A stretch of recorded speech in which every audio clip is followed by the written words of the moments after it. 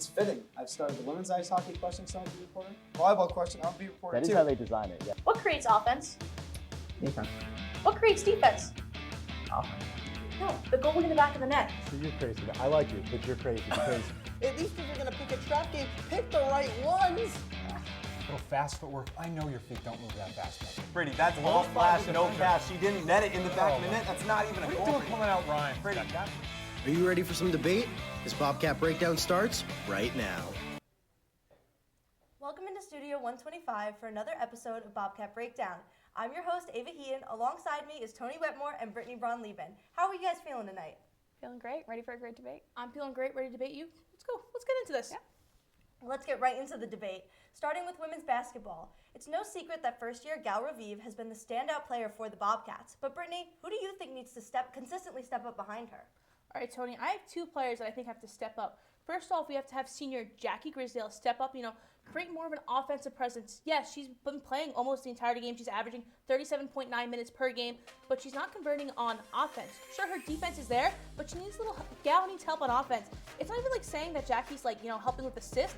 Currently on the season, she only has 21 total assists for 20 games. That's really not really converting, helping out. So I think that if Jackie Grisdale steps up for the team, helps out on offense, and another player I think that has to help out is Carson Martin. Again, a player there who last 5 games hasn't scored more than 10 points. The most she had was against Fairfield with 9 points, 2 rebounds, and 3 assists. So I think those two players are key offensive players that need to step up because if they're going to play most of the game, you got to be able to score 2 and play defense. Yeah, absolutely. I mean, with Jackie Grisdale, she had that 33-point game against Harvard. She's averaged 11 since. And, I really think that she's not the answer to this because of the impact her defense has been having. Every player out there that she's guarding is worse on the court. So her leadership also that's what's propelling her. Even though her baskets may not be going in, the impact she's having is incredible, and her good defense can lead to more good offense for the Bobcats. So who I'm going to highlight is Anna Foley. Last season, she averaged 13 points per game. This season, she's coming in at 10 per game. With the close games that they've been having this season, it's super important, even for 3 points more per game, for Anna to find that offensive efficiency again, similar and better to what she's been having last season and this season. I think that the biggest thing for her, though, is the mental game. It doesn't have to do with how she's performing on the court necessarily. I think it starts with not getting frustrated. I know she's had some foul calls not go her way, whether it's against her or that she didn't get in the paint.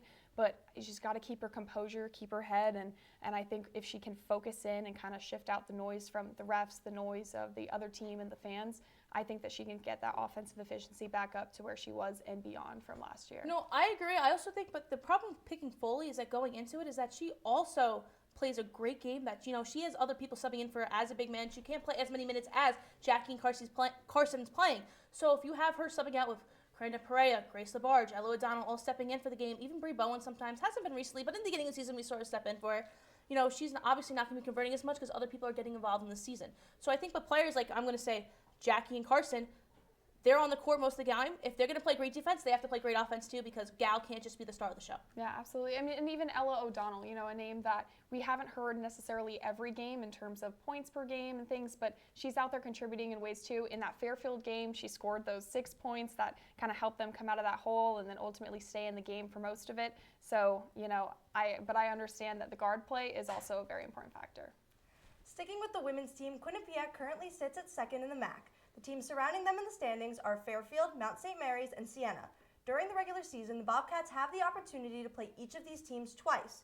Do you think this will help or hurt Quinnipiac? Tony, what do you have? I think it'll help. I really do. I mean, they faced Fairfield already on their home court, and they had the smallest margin of victory for Fairfield, 9 points. No one else has come within a single-digit deficit to Fairfield yet this season. So ending with those home games gives that extra motivation against Fairfield, especially it's the last game of the regular season. It's at home, and Quinnipiac will look to defend their home court.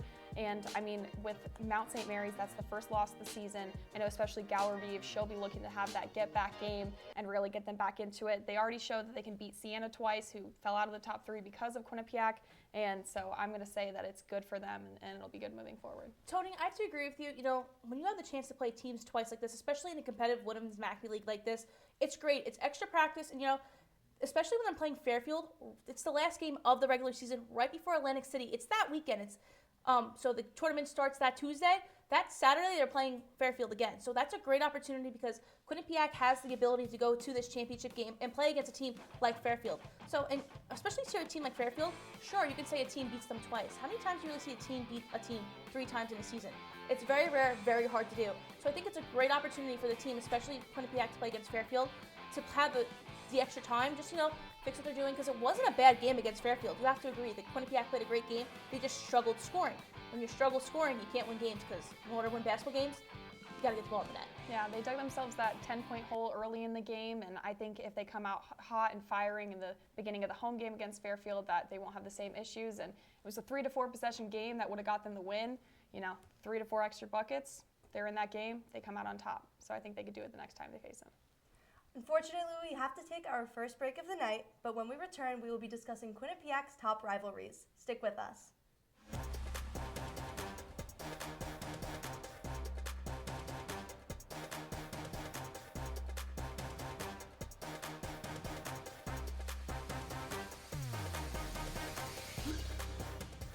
When I was in foster care, I never knew when I would have to move, so I always had my suitcase ready to go. Then one day, I was adopted. My new parents opened their hearts and home to me. My parents cook my favorite breakfast for me every morning. My parents take me on trips I never thought I would go on. They gave me a home and an even better reason to use that suitcase. My parents aren't perfect, but they're perfect for me. Have you ever helped a fellow veteran? Yes. I do my best reaching out to my brothers and sisters in arms. Have you ever asked for help yourself?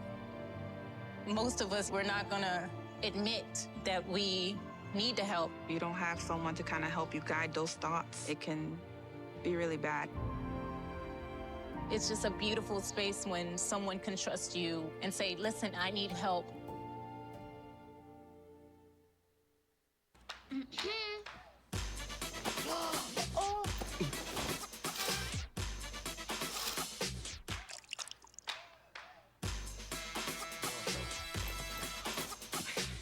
You're not gonna get it all right. Just make sure you nail the big stuff. Mama! Like making sure your kids are in the right seat for their age and size. Get it right at nhtsa.gov/the-right-seat. Welcome back to Bobcat Breakdown.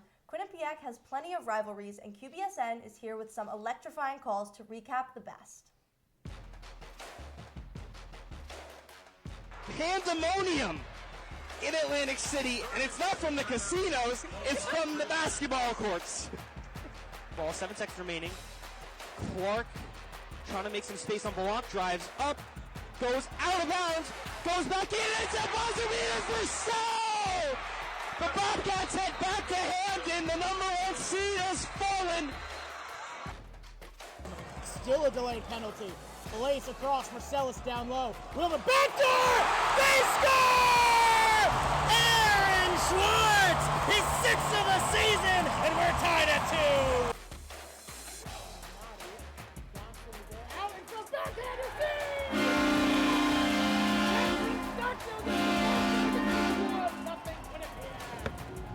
Opening up the scoring for the Bobcats is the transfer, Catherine Stockdale, her 3rd on the year.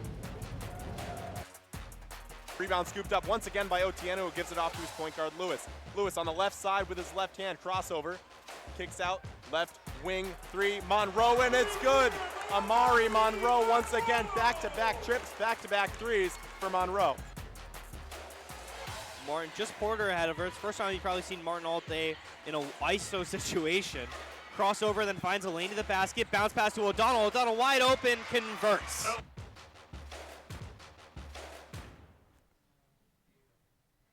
Now that we have heard some of the exciting moments, I want to hear what rivalries you think are the best at Quinnipiac.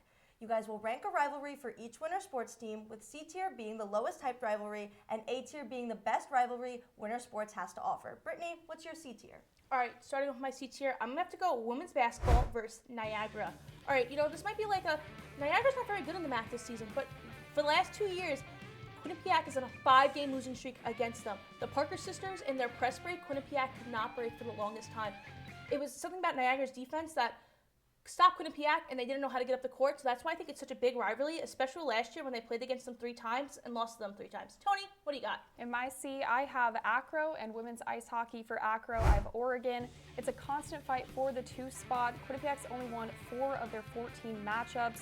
They won the last matchup by 5 points last year, so maybe they'll have a little more success going forward. But, you know, I just think with this, there's just not enough matches for me to say how much of a rivalry it could be, so that's why it's in my bottom tier. For women's ice hockey, I have Cornell. I think this season, especially, Cornell leads the ECAC. It's a team Quinnipiac often faces in the playoffs, and, you know, I just think that Quinnipiac's not quite there yet, so that's why it's not as hyped for me. But what would you say is your B level? All right, so what's my B tier? First of all, I have Acro against Baylor. All right, so Quinnipiac and Baylor, they're typically the 2 best teams in the NCATA.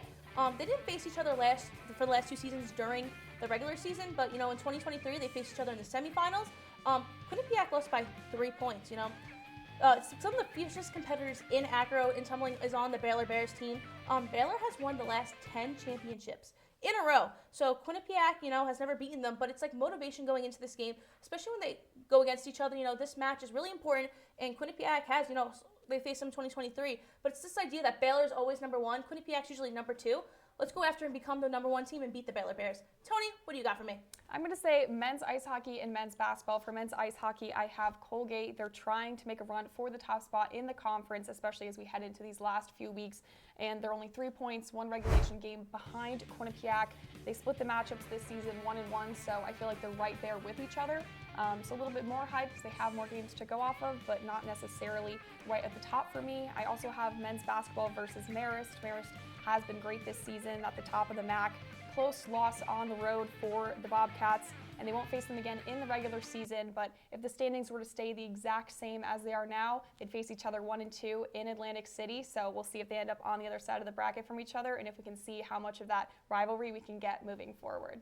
What about A? Before I get to A block, I forgot one of my B block teams. You know, I was trying to take a little break, but I also have women hockey versus Clarkson. I feel like this is also a great matchup. You know, both teams, you know, Quinnipiac has a losing record against them, and I think both teams, you know, when they play against each other, it's always a game, always close, especially this year going early in the season. Quinnipiac was behind them, and Clarkson was ranked number 5. So this was a big win for them, especially early on. So I think a game like that was really important. It's what they needed to get the motivation for women's ice hockey, and it's always a fierce competition. So I think that's a B tier. Do you think that's a B tier? Yeah, I could agree. All right, do you want me to move to A tier now? Yes. All right, for my A tier game, I have men's basketball versus St. Peter's. This is always an intense game. No matter what year it is, I think it's always, especially last year in Atlantic City, So had a buzzer beater to win the game. You know, everyone was in disbelief. Quinnipiac was the 1 seed going into it. They were the season champs, and then they lost to St. Peter's. They played them again, another team they played 3 times that they won twice, couldn't win the 3rd time, so that's why that extra practice is important. So a team like St. Peter's, especially in prior years when St. Peter's went on a little run in the March Madness tournament, so a team like St. Peter's, it's always an exciting game, always played down to a wire. Then I have my other A-tier team. It's men's ice hockey versus Yale. All right, you can come at me and say, you know, for the last 16 games, Quinnipiac's on a 16-game winning streak. It's not really a rivalry, so why would you put that in A block? For A tier, it's because, you know, when you go to the game as a Quinnipiac student, you feel the energy. It's always been this battle Whitney Avenue, both schools on Whitney Avenue. So, you know, sure, Quinnipiac has blown them out the last couple times they matched up, but it's like history there. Yale students may say it's not really, you know, they don't really care about it, but for us, we care about it as students. So I think it's really important to have that in A tier, you know, to keep, that's how the school really connects around beat Yale. So I think that's why it has to be an A tier. I'm glad you argued against the reason why it was Yale also in that answer, so I didn't have to, so thank you for that. It goes both ways, though. It goes both ways. Yes. But for mine, I'm going to stick with basketball, but women's basketball versus Fairfield. You know, first of all, it's Trisha Fabry's alma mater, so it gets personal. It's where she got her coaching start. You know, you go back there and they announce her as Trisha Sacca. She stays with her maiden name there. But they're currently having the run that Quinnipiac did back in 2017 to 19. There's a lot of overlaps between these two teams. You know, Quinnipiac obviously hopes to get back to that level they were playing back in 2017 as well. And, you know, who doesn't love a good cross-state rivalry? It's a quick drive from each. The Q30 team got stuck in some traffic coming back from the game on Thursday. So, you know, it was a little bit of a longer drive this time around, but typically it's a quick drive, you know, easy for both fan bases to go see their team support on each side. And, you know, they both currently sit at the top of the MAC, so they're fighting for that top spot. And, you know, we'll see what comes in March. No, I agree. You know, both schools going to, you know, we both had, you know, Quinnipiac schools in our Connecticut schools in our A tier. So I think that's kind of important. He's going down the road about all these schools around us. It's important. Yeah, absolutely. Now that we have gone through each of your full lists, let's recap one more time. Brittany has 2 A-tier rivalries with men's hockey versus Yale and men's basketball versus St. Peter's, while Tony's A-tier rivalry is women's basketball versus Fairfield. But it's now time to take another short break. When we return, we will take a look at what needs to change for men's basketball. We will be right back.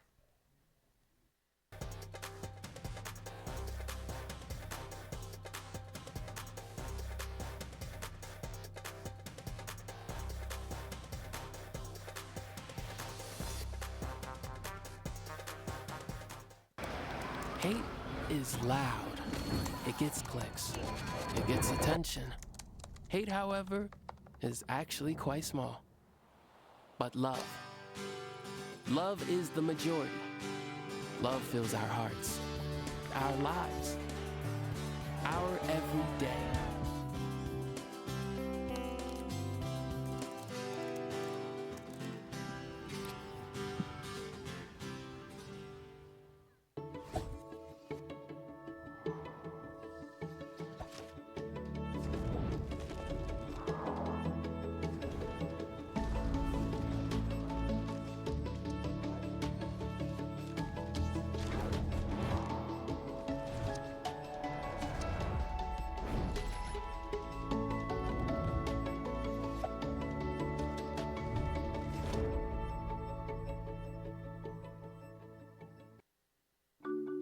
I tell my son, I love you every single day.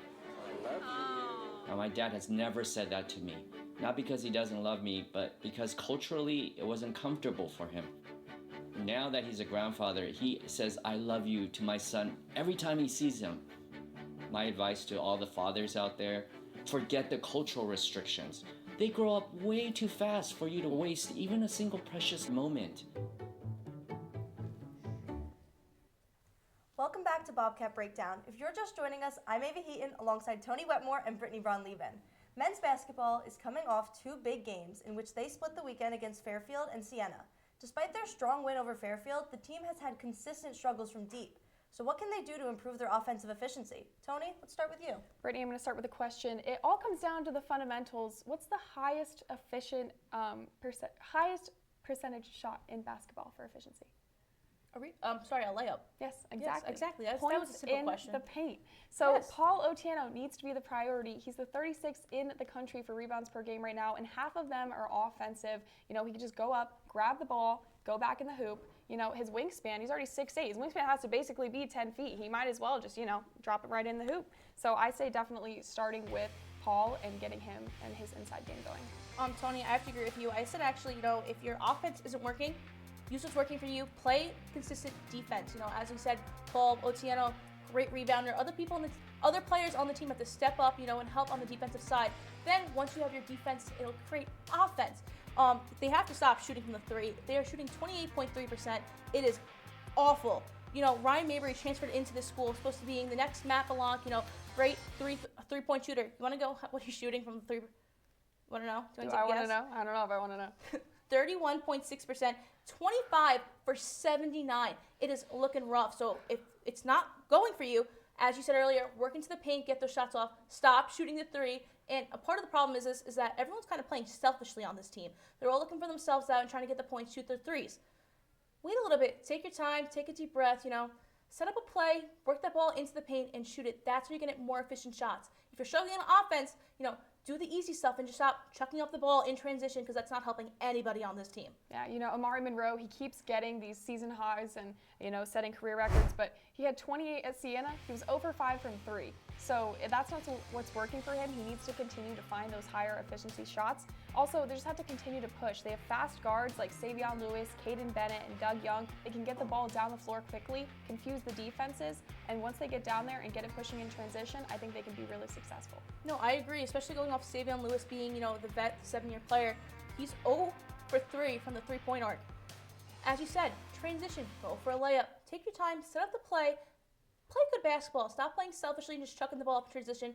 Listen to Coach Tom Pecora, play your game, and make a play going. Get a layup to the paint. Layups are always fun. Yeah, absolutely. Switching to the ice, both men's and women's ice hockey are taking on St. Lawrence and Clarkson this weekend. The men at home and the women on the road. Which team is more in need of a sweep? Tony, what are your thoughts? Yeah, I'm going to go with women's ice hockey. The standings are so tight right now, and especially in this conference, the top 4 teams are guaranteed to host for at least part of the tournament. Of course, the more you win, the more you get to host.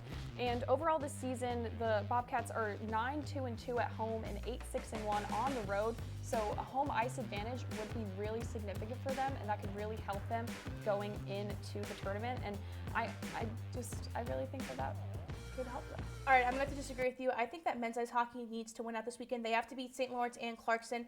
All right, so in the USCHO polls, they're 14. In the pairwise, they're tied for 11. That's not really going to work going into Placid, especially. They need that confidence motivating because they've only won at Placid one time. So they're not going to get that automatic into the tournament because they're not going to win at Placid. So you have to go into this winning more games so you keep moving up in the polls. Rand has made it very clear in press conferences and quotes saying that if they're still the 14 or 13, they're not making the tournament. So if they want to be the team that makes the tournament and go for another championship run, you have to win out this weekend. You have to keep winning games and, be efficient on offense.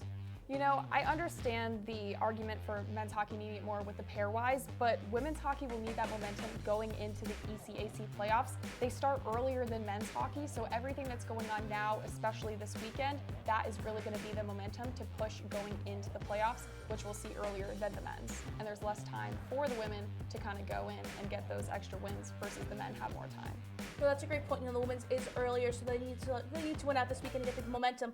But just for the men's, I understand they have a little more time, but they don't have that many more games, especially. They just need to win out. If they want to be this great team again, go for another championship run, they have to win out this weekend. They have to move up. They have to start scoring, and they just have to start playing together and better hockey overall because they've been a little sloppy recently, and they just need to play the best game they can play. And I feel like winning out this weekend will give them that confidence, especially going into Placid. Yes, we have time. I know you said we have time, but they need to start building up confidence now because if they don't, they're just going to start falling behind. And if they lose, you're going to move down the USCHO polls, and then you're definitely not making the tournament. So if they want to make the tournament, they got to win. Women's hockey, if they lose this weekend, they're still going to be ranked. They'll still be okay. They'll still be high enough. Men's ice hockey, only time will tell. But again, the higher the seed, the more likely you'll be able to host, and the longer you'll be able to host. They want to make sure that they get those wins this season, and that way they can continue to use that momentum going into the tournament. No, I agree. The higher the seed, the better. But again, they'll still be there. They'll still be in the tournament. They'll still have a spot. Men's ice hockey, if they don't win,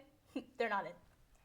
Well, we have to take one last break, but when we come back, we will be giving our final roars, so don't go anywhere.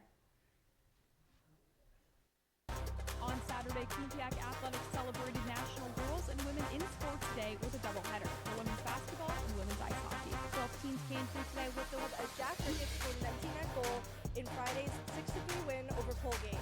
It's been quite the... I debate all day. It's what I do.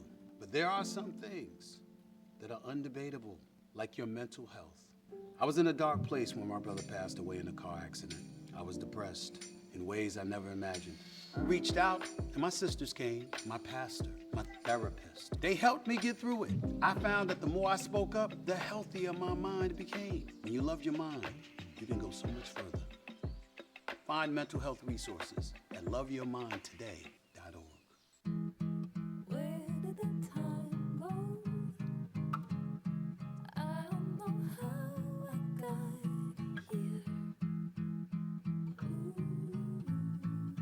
You've done the hard part. You quit smoking. Now do the easy part and get scanned for lung cancer. If you smoked, you may still be at risk, but early detection could save your life.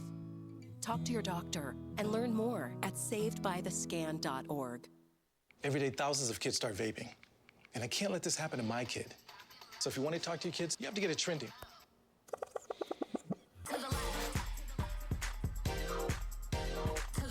No, you're doing it wrong.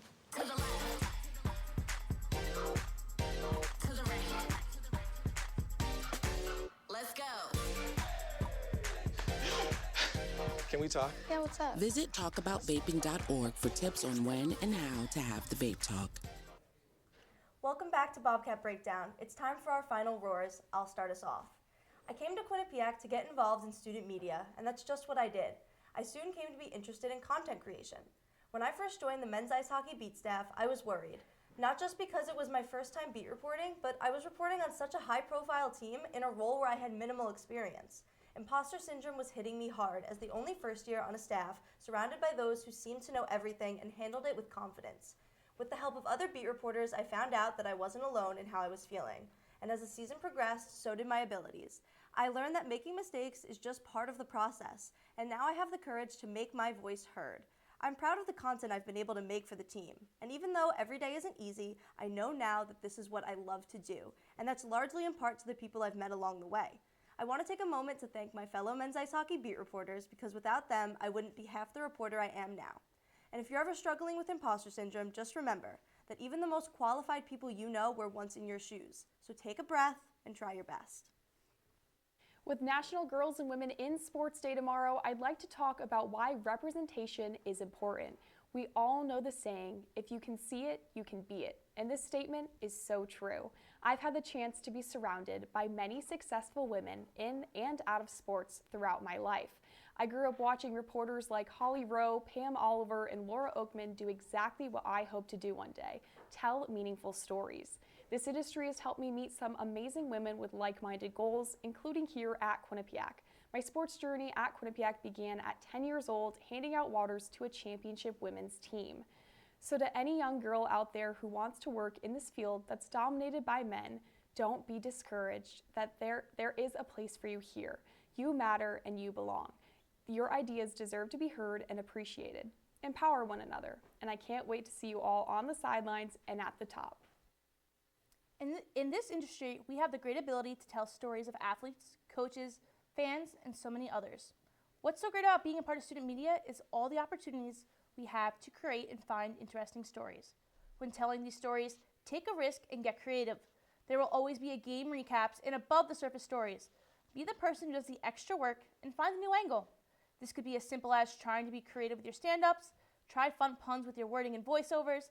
This could also be extra work in finding connections between players at other schools, past history between athletic programs, or finding family and friends in the crowds at games. Why not do a group package and or work with others to tell a story? Getting more minds and allowing for different story angles to be told.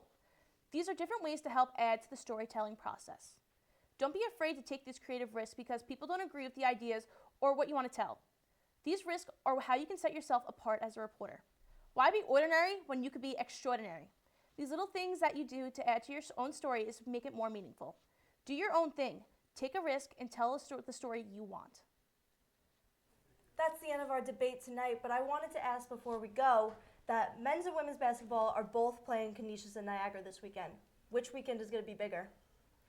I'm going to go with the men's. They're coming off of a loss, so the women can use the momentum. Sorry, I'm taking your argument, but the women can take the momentum, and continue it. But I think it's bigger for the men because they're coming off a loss, and, they had that win streak going. So it's going to be really important for them to say, you know what, we take a loss, and there's a lot of times there's a lesson in losses more than there is in winning. So take the lesson from that loss and say, okay, we can apply it this weekend. The teams are at the bottom of the MAC, so it's not necessarily the tougher competition, but they still can't just be complacent and say, oh, they're at the bottom, we don't have to perform as well. No, they need to take what they did this weekend and move it forward and say, what can we do better? How can we be more consistent? How can we improve our offensive efficiency? Maybe listen to Bobcat Breakdown, and we'll see how they do this weekend. Tony, I have to agree. I think the men's team, this is kind of more important. Both teams, as we said, both kind of lower, but the men's basketball team, the Canisius and Niagara, they're kind of more in the middle of standings. They're all kind of tied to that middle. So I think it's more important for them, to build upon their mistakes and learn how to shoot the ball. I think that'll help them a lot this weekend. Yeah. Now, real quick before we go, which spring sport are you guys most excited for? I'm going to have to say women's lacrosse. I think this could be a bounce-back season for them, and I think this is their chance. What do you think, Tony? I'm going to say baseball. There's a lot of new talent on the team, and excited to see, what they can do this season and how far they can go. A lot of early games. I know they're playing a lot of games within the area. There's Central Connecticut, there's Yale, so a lot of games for Bobcat fans to go to in the area as well, even if it's not necessarily here, not too far of a trip away to go and see a lot of baseball games in the Connecticut area this season. Personally, I'm most excited for lacrosse, but that might just be because I'm beat reporting. That's all the time we have here tonight for Bobcat Breakdown. Thank you to the producers and everyone working hard behind the scenes. For Tony Wetmore and Brittany Ronleben, I'm Ava Heaton. Have a good night, Bobcats.